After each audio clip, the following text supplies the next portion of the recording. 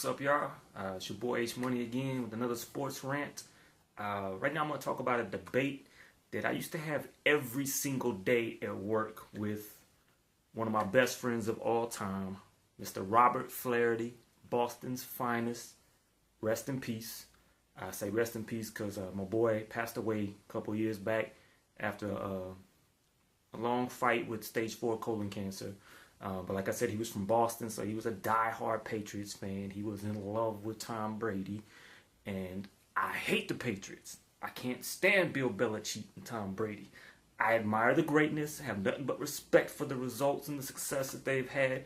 Belichick is a great coach. He's a genius.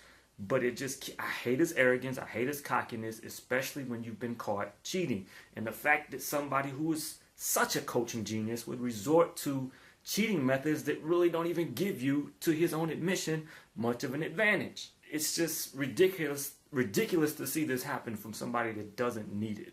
And then with Tom Brady, I hate the way Tom is the sweet as apple pie, golden boy, just all around great guy, and he plays that role. In interviews or whatnot, the Patriot way, always got to be professional and say all the right things. It's always about the team and this and that. But this dude is ever bit as cocky and as arrogant. He talks just as much trash as anybody else in the league. But you got the Richard Shermans of the world. They catch a whole bunch of flack and people don't like because they run their mouth. So he does it too. It's just in a different way. He hides behind that persona of the all-American boy, that everybody loves.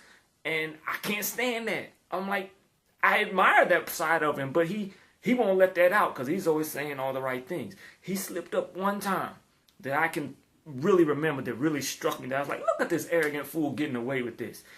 Before the first Super Bowl when they played against Eli, when they were undefeated. And I can't remember the exact question, the exact quote of the interview, but the interviewer asked him something about, the Giants defense holding opponents to low score or something like that. And Tom Brady, he let some of the arrogance out. He had that little cocky laugh.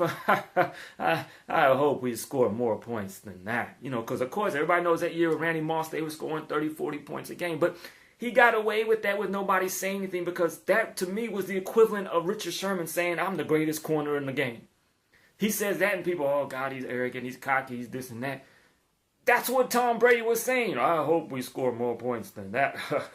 He was talking just as much smack. He was like, we're the greatest offense. He just does it in a different way. And I hate when people hate on people that are like a Floyd Mayweather, like a Deion Sanders, people that are outspoken and arrogant, not afraid to put that out there. And then you got the guys that play the role, the choir boy role like Tom Brady does in the media. But we all know. Look, I'm not saying the guy's a great guy. Never been in any trouble, nothing like that. Great role model for kids. Not knocking him like that, but I'm just saying the fact that he's a competitor too. When he yells at guys on the sideline, oh, it's great. He's an ultimate leader. Des Bryant does it. Oh, my God, he's a troublemaker. That's what I'm talking about, people. That's why I can't stand Tom Brady. But now, let me get away from my hate of the Patriots and get back to the point.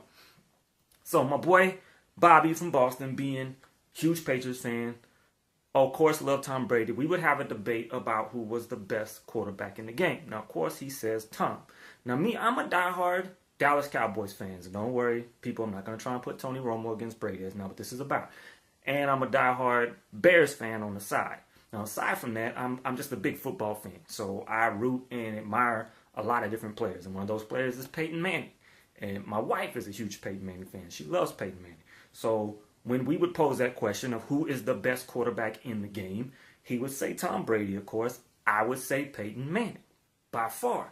And I would look at it from the aspect of just quarterback skill set. Okay, we're talking, mechanics, accuracy, release, reading the defense, footwork, pocket presence, just anything that goes into a quarterback skill set. Not worry about wins, losses, or whatever. To me, Peyton Manning is the best quarterback in the game. Maybe will go down as one of the greatest of all time. So, in that conversation, I would say Peyton is better than Tom. Now, let's look. I want to say why I say this, okay? Now, Tom Brady, to me, is a system quarterback. It's not to knock his greatness, okay? I just think he has been blessed. I think if a young Tom Brady would have played anywhere besides New England for any other coach in any other system, he would not be Tom Brady as we know him today. He was perfect for that system. He was a Belichick guy. He fit right in, and the system rolled with him at the helm. But everybody always talks about how that system is a plug and play. You just always got guys that you plug in and it works because it's such a great system. And we saw that when Tom Brady went down, Matt Castle stepped in and they still had an 11-win season. They kept rolling. They didn't make the playoffs. They weren't as good. So that's what I'm saying. It's not that Tom Brady is great, but it just showed that a lesser quarterback could step into that system and still be successful. And we see this all the time in the NFL where systems prop up players. Look what happened with Matt Flynn. He was the next big free agent the next year because at the end of the season, Aaron Rodgers sits down and Matt Flynn comes in and throws like 5 touchdowns. And everybody's like, whoa, it's because he's sitting on the bench in this system all these years. He knows it, and it's a great system. And he's got great receivers, and he goes out and he has a good game. Seattle gets him. He never played. He had Russell Wilson come in, but now he's bounced around, and we see he's not going to ever be a starter. That system just made him look good for that one game, and everybody went crazy. We had Josh McCown now in Tampa Bay. Looks great in Trestman's system in Chicago.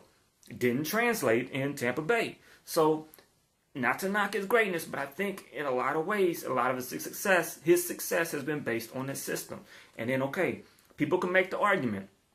Peyton Manning has been blessed with great receivers. Marvin Harrison, Reggie Wayne, and now Demaryius Thomas and the boys in Denver.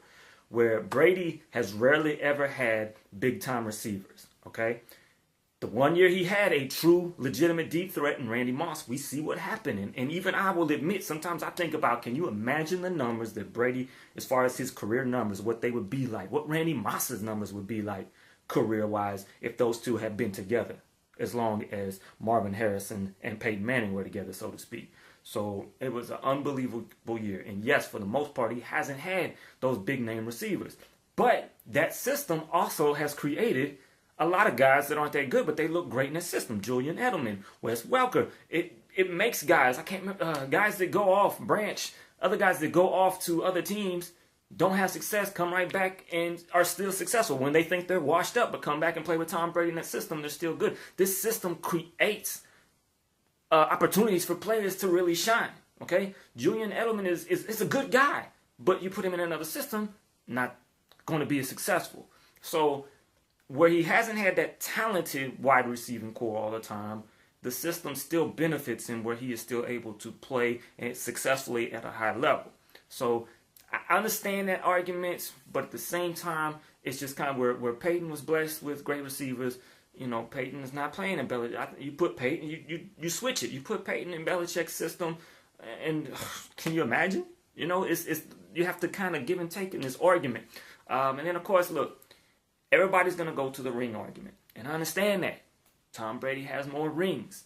Peyton Manning has had we've seen him shrink in playoffs, have great regular seasons, record-setting regular seasons, and then kind of just shrink in the playoffs and go home. So that's a knock against him. And then, of course, Brady has more rings. But look, everybody puts so much importance on the quarterback position, which, of course, it is an important position. But this is an ultimate team game. You cannot win without the other phases of the game. I don't care how great a quarterback you are. That's why rings are not the end-all, be-all when you talk about individual players versus individual players. Is that at that position? Example, Trent Dilfer has a ring with the Baltimore Ravens. Dan Marino has no rings. Is Trent Dilfer a better quarterback than Dan Marino? Hell no. Dan Marino is still one of the greatest purest passers of all time. He just never got the ring. You put Dan Marino on that Baltimore Ravens team with that great defense, not only are they shutting people out, but they're putting up 30, 40 points a game. He just was never blessed with that team, that whole complete team to help get him over the hump to get that ring. So that's what I'm saying. The rings are not always the ultimate end-all, be-all. Where Tom Brady hasn't been blessed with great receivers and Peyton Manning has, Peyton's never been blessed with that great defense to have his back where Tom Brady was. Those early rings, Tom Brady has some great defenses. Sayal, Bruschi, Wilford, Seymour. There was great guys on that defensive side and made his life a lot easier, okay? Peyton never had it. So you got advantages that you can look at that one has had in their career versus the other, but they kind of wash out to where we just get to the skill set. Peyton Manning is just, to me, he's just the best quarterback across the board when it comes to quarterback skill set. And when you talk about that, when you look at that, you have forget rings, forget wins and losses. That's what I'm talking about. Okay, who is the best quarterback in the game? It's Peyton Manning. The way we would always end the debate, I kind of found a way to just make him stop arguing, because I kind of threw him a bone, but at the same time, I keep my stance. This is how I put it to him. I said, let's leave it like this. Let's call Peyton Manning is the greatest pre-snap quarterback. Pre-snap quarterback. Tom Brady, greatest post-snap quarterback. And I mean, he had to think about it. I was like, look, nobody is better at the line of scrimmage, calling audibles, reading the defense, setting things up than Peyton Manning. But then I got to give credit. Tom Brady, in that pocket, Tom is good. But now I almost left this out. Another huge advantage. Tom Brady, for the most part of his whole, until maybe recent years, has been blessed with an unbelievable offensive line. Go watch the tape, people. This man, the majority of the time, has like 30 seconds sometimes to throw the ball. I mean, I'm exaggerating, of course, but he just sits in that pocket looking nice and pretty, Mr. All-American boy, standing nice and... You can put any quarterback and give him all day to throw. He can find somebody because somebody's going to get open. So he has been blessed. That system and having a great offensive line that keeps him upright for the most part. And then one of his biggest knocks, where Peyton shrinks in the playoffs, Tom Brady has been known to tap dance when pressure comes, which is what he did in the Super Bowl against Strahan and them boys.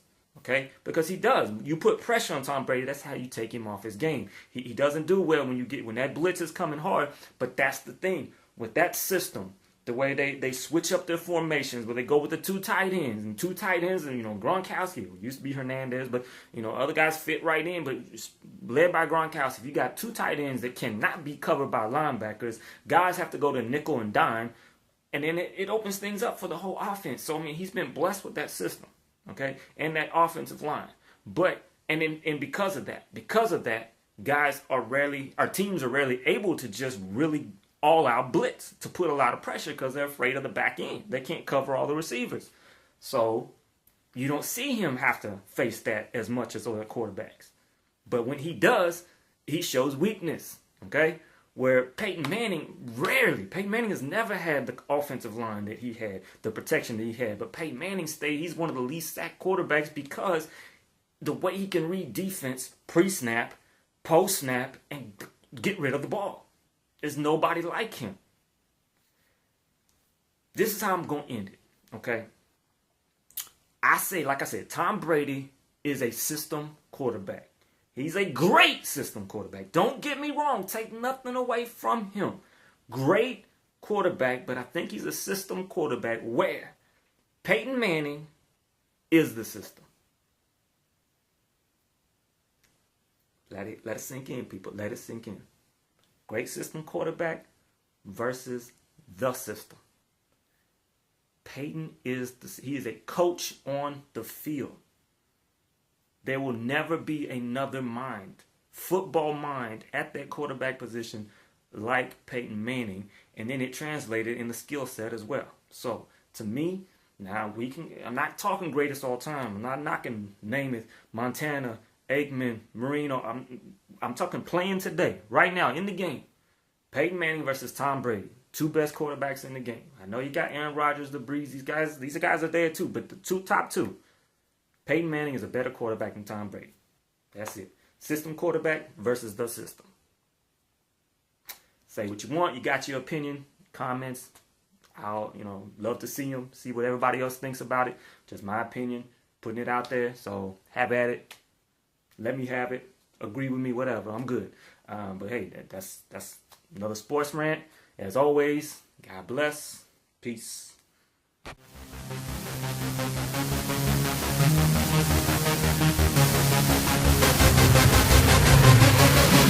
Yeah.